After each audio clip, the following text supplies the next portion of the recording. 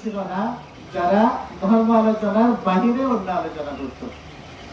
এখন ওই অঞ্চলের মধ্যে ধর্ম কথা বললে যেহেতু প্রাণীও বুঝে, নিত্য প্রাণীও বুঝে ধর্ম কথা, সে কারণে সাতিপাট্টান সূত্রটা যেহেতু ভাবনা সংক্রান্ত বিষয়, কায়ে কায়ানুপাসী, চিত্তে চিত্তানুপাসী, ধাম্মে ধাম্মানুপাসী, বেদনা বেদনানুপাসী, চারি ইজ্জাপতের ভাবনার কথা যেহেতু আলোচনা আছে, এটা বোঝাটা একটু কঠিনও আছে।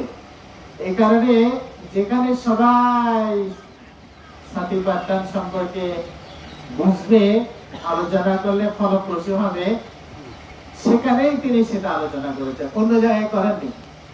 এটা হলো বুদ্ধের দূরদর্শিকতা। এখন আমরা এখানে যারা আছি, সঙ্গে আমাকে ক্ষমা করবেন, আমাদের এমন কোন দূরদর্শিকতা নাই। আপনাদেরকে যদি আমরা উৎকৃষ্ট কথাবার্তা বলি, আমি জানি না কয়জন এই উৎকৃষ্ট খাবার গ্রহণ করতে পারবেন। যদি না খান কি হবে, খেলে কি হবে, দুটো আমরা বুঝতে পারি।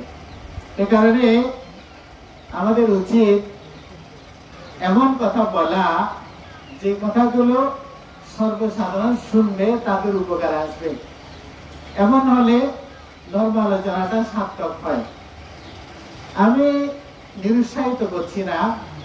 অবশ্যই এখানে কিছু মানুষ আছেন যারা এই আধ্যাত্মিক জগতের খাবারগুলো খেতে চান, তবে পরিমাণ কম, সংখ্যায় কম। সেটা আমরা দেখলেই তো বুঝি, মানুষকে দেখলেই তো বোঝা যায়। তো সে কারণে জ্ঞান সমাধি যখন শিক্ষা করতে যান, তখন সেখানে যেহেতু আপনারা দুঃখ মুক্তির সন্ধানেই যান, সেখানে যদি সেই সর্বোৎকৃষ্ট খাদ্যগুলো দেওয়া হয়, লুফে নেওয়া হবে। মৈত্রী সূত্রে বলছেন, আমরা যে সূত্র পাঠটা করেছি, বিদ্যা বায়ে বা আদিত্যা, যা চোখে দেখা যায় আর যা চোখে দেখা যায় না, এসা দূরে ওয়াসান্তি আবি দূরে, যা আমার কাছে আছে, যা আমার চেয়ে অনেক দূরে অবস্থান করছে, সত্যে সত্তা ভবান্ত সুখে তত্তা, সমস্ত প্রাণীগণ সুখী হোক, সুখী অবস্থান করুক। এখন আপনাদের সম্মুখে আমরা আছি, আমাদেরকে দেখছেন, আমাদের সম্মুখে আপনারা আছেন, আমরা আপনাদেরকে দেখছি, কিন্তু বলছে যা দেখা যায় না। এমন কিছু প্রাণী আছে আপনারা দেখছেন না, আমিও দেখছি না, আপনারাও দেখছেন না। বিশ্বাস করেন? অদৃশ্য কিছু প্রাণী আছে, বিশ্বাস করেন? কি মাথা লাগলি বলে গরিলা নলাইলে নলেছো শোনা হটাই এমন বুঝো। কিছু প্রাণী আছে চোখে দেখা না যায়, কিছু প্রাণী আছে চোখে দেখা যায়। আরো দেখুন, আরো দেখি, এখন নদী কিন্তু কিছু না আছে, নদী কিন্তু কিছু প্রাণী আছে। এই হরে ভাই রতনসূত্র হয়, রতনসূত্রের মধ্যে হবে কুতি সাতা সাহাসেসু চক্রবালেসু দেবতা। এই চক্রবালের মধ্যে কুতি শত সহস্র দেবগণ অবস্থান করেন। এটা সূত্রের মধ্যে বলছে, আমার কথা নয়। আবার আমরা যখন দেবতা মন্ত্রণ করি, সামান্তা চক্রবালেসু আত্রা গাচ্ছান্ত দেবতা, এই চক্রবালের মধ্যে যত সমস্ত দেবগণ অবস্থান করছেন, তারা এখানে সমবেত হন। আমরা বুদ্ধের অমৃতময় ধর্ম দেশনা করব। যারা শুনে তারা তো শুনে, আপনারা যারা অদৃশ্য প্রাণী আছেন, আপনারা আসেন, আপনারা শুনেন। আমরা দেবতা মন্ত্রের মধ্যে কথাগুলো বলি, তাই না? তাহলে অদৃশ্য কিছু প্রাণী আছে। বাতাস যেটা আমরা এখন গ্রহণ করছি শ্বাস হিসাবে, বাতাসের মধ্যে কিছু প্রাণী আছে, বিশেষ করেন নাকি? আমাদের নদেকির পক্ষে জ্ঞানে বিশেষ জন্য না। এখন সূর্য ওঠে পূর্ব দিকে, পশ্চিম দিকে অস্ত যায়, বলি না? কিন্তু স্ক্যান্ডিনেভিয়ান দেশগুলো, ডেনমার্ক, সুইডেন, ফিনল্যান্ড, নরওয়ে, এই চারটা দেশের মধ্যে বলে 6 মাস সূর্য দাঁড়িয়ে থাকে, ডুবেও না, উঠেও না। তাহলে সূর্য উঠে বলি, এটা কি ঠিক? আমাদের জন্য এখানে ঠিক, যেহেতু দেখতেছি সেটা। কিন্তু ওই দেশের মধ্যে কিন্তু এটা স্থির হয়ে থাকে, ডুবেও না, উঠেও না। তাহলে ওদের জন্য কি কথাটা ঠিক? ঠিক নয়, এটা বাস্তবতা। কিন্তু আপনারা যারা দেখেননি, তারা হয়তো এই বাস্তবতাকে স্বীকার করতে চাইবেন না। এই কি হয়, আছে নাকি, তাই না? এইটা বুঝেন না। এখানে আসার সময় আমাকে প্রতাপার বলছে ওখানে এই গ্রাম থেকে প্রায় 30 জনের মতো বিদেশে থাকে। কোথায় কোথায় থাকে বলে ফ্রান্সে থাকে, আমেরিকা থাকে, বিভিন্ন দেশের মধ্যে থাকে। তাহলে আপনারা জানবেন এখানে যখন সকাল 9টা হয়, নিউ ইয়র্কে তখন কয়টা বাজে? তখন রাত 10টা বাজে। এখানে সকাল 9টা আর ওখানে রাত 10টা। এটা বিশ্বাস করেন?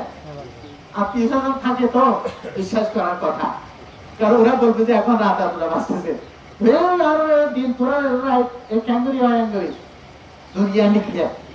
আর মধ্যে সূর্য উঠে সূর্য অস্ত যায়, কিন্তু বিজ্ঞান হচ্ছে নয়, সূর্য ন উঠে ন ডুবেরও তো কেন করতে আরে পৃথিবী ঘুরে দেখো না, পৃথিবী করতে দেখা যান না, দেখো না আরে নবুঝি ন দেখি আর নবুঝি তো ঘুরে তো হঠাৎ দেখি না আর তো বই দেখি বেগ করে হচ্ছে আর পৃথিবী নঘুরে সূর্য উঠে সূর্য অস্ত যায় ইয়ে আরো চোখে দেখি তো হাতে বিশ্বাস করি, কিন্তু ঘুরে দিই আর ন দেখি ন দেখি বিশ্বাস করি তো নাই বলে হবেন না, দেখা নজর দিয়ে নাই এদিকে হবেন না, কম দায়িত্ব নয়, কম দায়িত্ব নয়। এখন আরো অনিল পড়ুয়া মারা গিয়ে নাই দেরি আরো সম্মুখে নাই দেরি কালগতই সময় অতিক্রান্ত করে গেলে সময় অতিক্রান্ত করেন মানে এবার আর সময় নাই, অসময় হয়েছি গিয়ে আর সারি গিয়ে তাই না? বুদ্ধ অর্ধে মৃত্যু যে কথা হয় এবার সাময়িক, কিন্তু মানুষ পরিবর্তনের ছাড়ে বস্তুর পরিবর্তন ঘটে, ধ্বংস ঘটে না।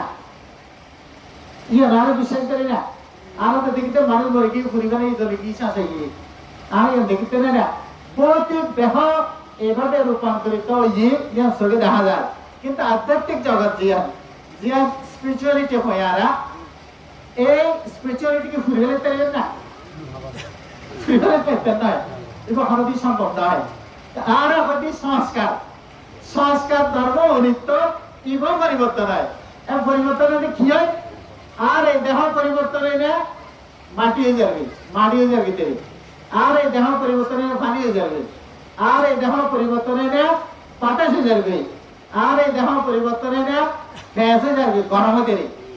মাটি যদি হয় মাটির ভিতরে মাটিও আছে, পানিও আছে, গরমও আছে না, এই মাটিতে বই দেখুন তিনবার তো বলতে করা যায়। এখন মরে গিয়ে বলে হাত দেবে কি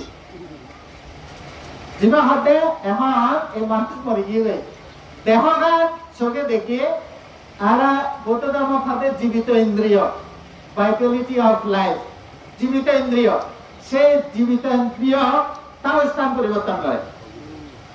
আর পাঠাবি আপতেজ ইউজেন বাড়ি রঙের পরিবর্তন হয়, জীবে বাতাস হয়ে জীবিত ইন্দ্রিয় হয়, এবার বাতাসের রঙে মিশে যায়, চোখে তো না দেখে, বাতাস কি চোখে দেখা যায় না দেখি, কিন্তু অনুভব করতে না, গরম লাগলে ঠান্ডা লাগলে বুঝতে পারি তো এবার যে বাতাস এখন এই যে প্রাণবায়ু অনাহার সময় প্রাণবায়ু হওয়ার বৌদ্ধ ধর্ম মতে জীবিত ইন্দ্রিয় হওয়ার ভাইটালিটি অফ লাইফ হতে এবার রঙে মিশে যায়। তাহলে এই যে চারি মহাধাতু বুদ্ধ হাতে পৃথিবীর মধ্যে চারি মহাধাতুর অবস্থান অস্তিত্ব বিদ্যমানতা আছে, পাঠাবি আপ তেজ বায়ু চারি মহাধাতুর বিদ্যমানতার ভিতরে জীবনী শক্তিটা নিহিত।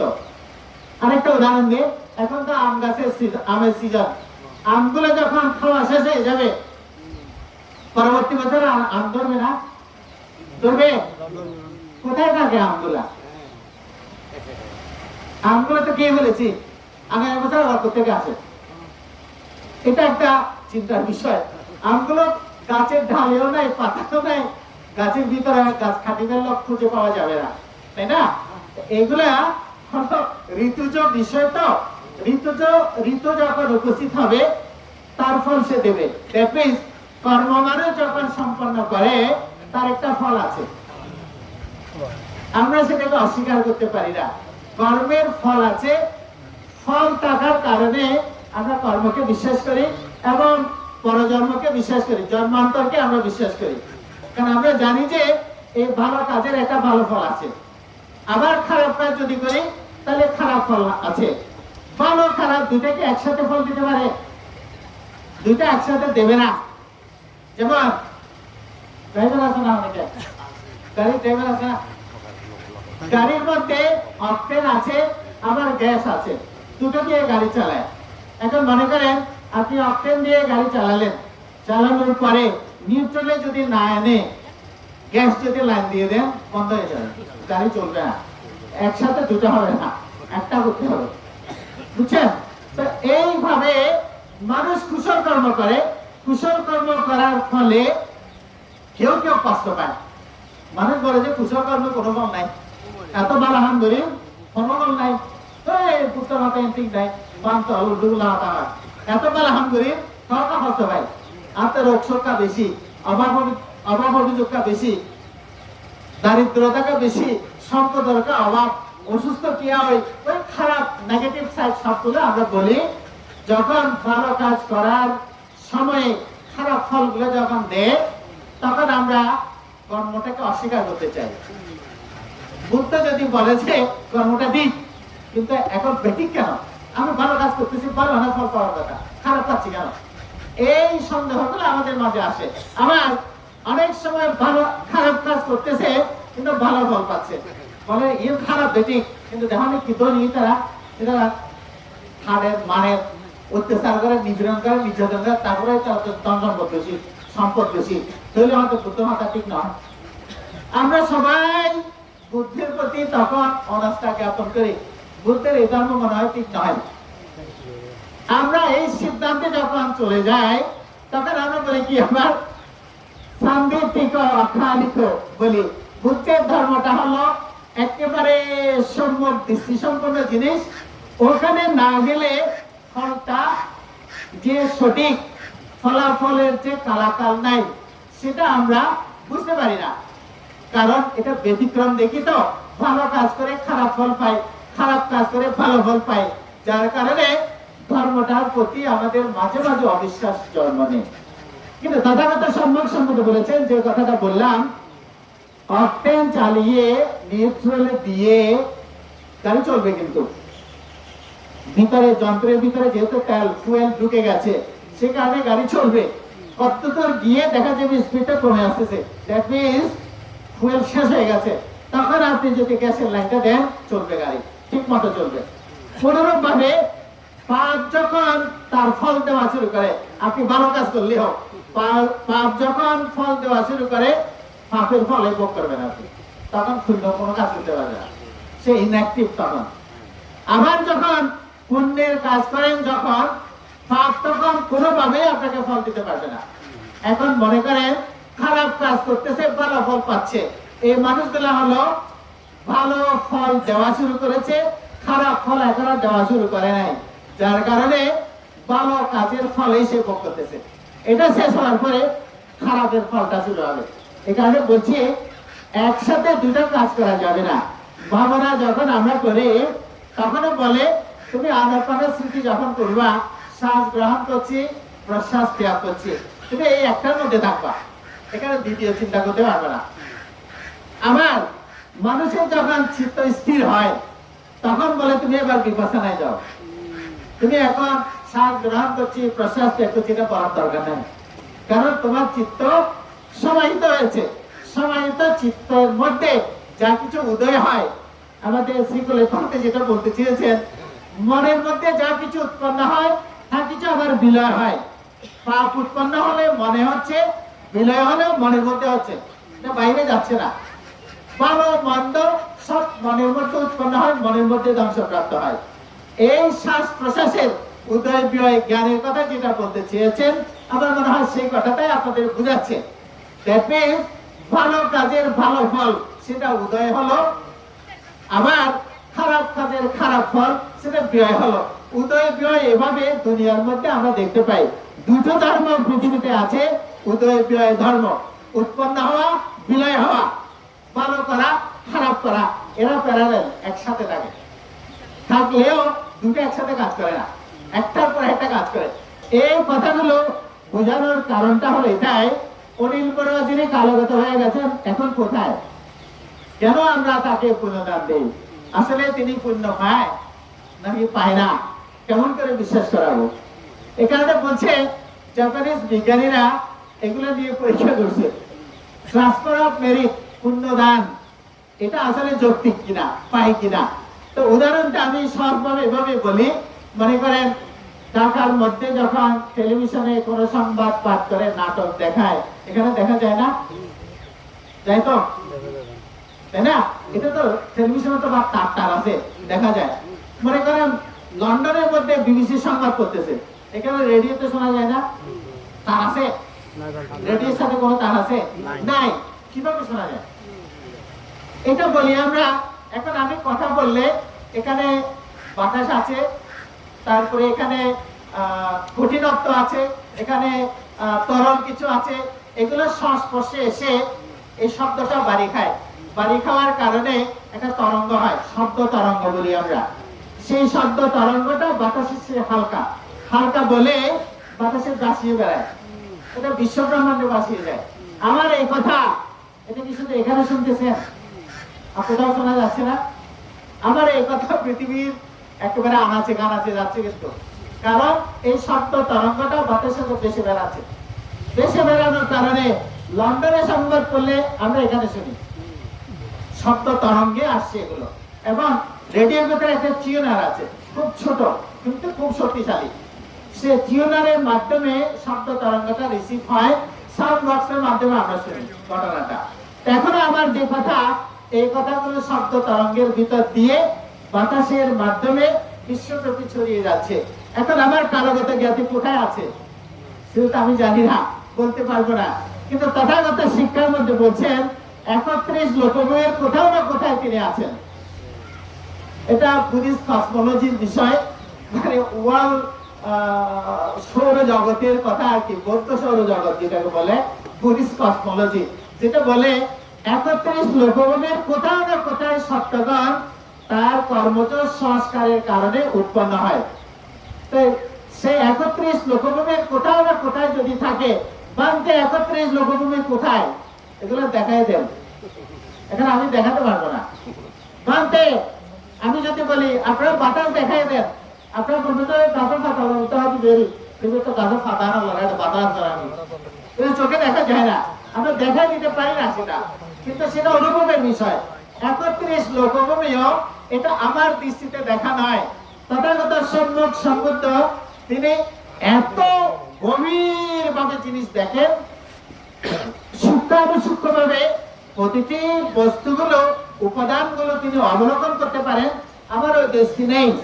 বাতাসের মধ্যে যে প্রাণী আছে সেটা আমাদের এই চোখে দেখি না, কিন্তু অণুবীক্ষণ যন্ত্র দিয়ে যদি দেখি তখন দেখা যাবে। এটা একটা যন্ত্র মানুষ বানিয়েছে। তথাগত সম্মুখ সম্বন্ধে সেরকম অণুবীক্ষণ যন্ত্রের চেয়ে আরো গভীর যন্ত্র আছে, যে যন্ত্র দিয়ে তিনি দেখেন। তিনি শুধু সায়েন্টিস্ট নয়, তিনি সায়েন্টিস্টদের আরো সায়েন্টিস্ট, তাদের উপরে বিজ্ঞানী। এত জ্ঞান, এত বিজ্ঞান, এত কিছু ডেভেলপ করেছে, সাধারণ বিজ্ঞান শতটুকু যেতে পারেনি। আমার অভিজ্ঞতায় বলে, বিজ্ঞান বস্তু নিয়ে গবেষণা করে, বস্তু নিয়ে উপস্থাপন করে, বিজ্ঞান কিন্তু মন নিয়ে গবেষণা করতে পারেনি। তথাগত সম্মুখ সম্বুদ্ধ মানুষের মনকে, চিত্তকে কত ভাগে ভাগ করেছে? বলে 89 প্রকার, কোন সময় বলে 108 প্রকার। এইভাবে খুঁটিনাটি বিশ্লেষণ চিত্তের আছে। আমরা একটা বুঝি, একটা মনকে বুঝতে পারি, তো 89 প্রকার চিত্তকে কেমন করে বুঝবো বলেন তো? এখন আমাদের শ্রীকুলের বানতে সেই কথাগুলো একটু আলোকপাত করতে চেয়েছেন, যেটা খুব গভীর, খুব কঠিন বিষয়। এটা সাধারণ মানুষ একটা বুঝে না, 89 থেকে কোথেকে বুঝবে? বিজ্ঞান সে ডেফিনিশন দিতে পারেনি এখনো। মানুষের এই আধ্যাত্মিক স্পিরিচুয়ালিটি নিয়ে বিজ্ঞান এখনো অগ্রসর হতে পারেনি। বস্তুগত যে দিকগুলো তারা উপস্থাপন করেছেন সেগুলো সাধারণ মানুষ পারে, কিন্তু বুদ্ধের যে অসাধারণ পাণ্ডিত্য, অসাধারণ গভীরতা, সেই